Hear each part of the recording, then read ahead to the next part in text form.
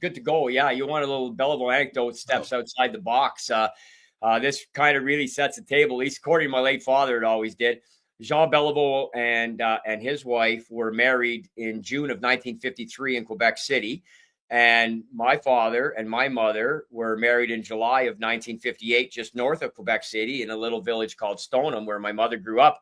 And they were married by the same priest.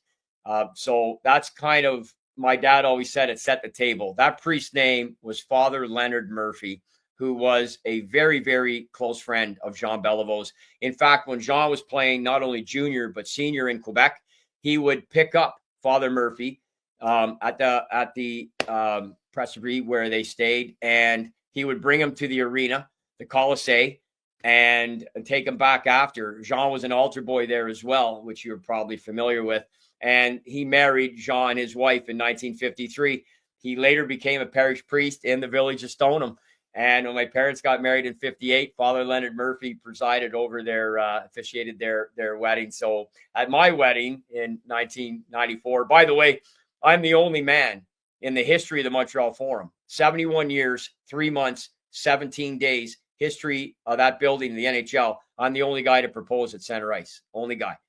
And Jean Beliveau and Father Murphy, when Jean passed away, my mom wanted to go to the service, and I took her down, and we went through the line, and my mom was elderly at that time. So when Madame Beliveau saw my mom, she stood up, and they conversed in French, and my mom recanted that story about Father Murphy, and they hugged, and it was just amazing. It's just such a connection that I always had with Jean. I worked with him over 50 times. He became a very dear friend.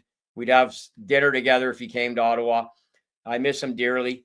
And that's my Beliveau anecdotal story that steps outside the box from his 507 goals, 712 assists, 1,219 points, 10 cups as a player, 7 as an executive. A little bit outside the box story on Jean Beliveau.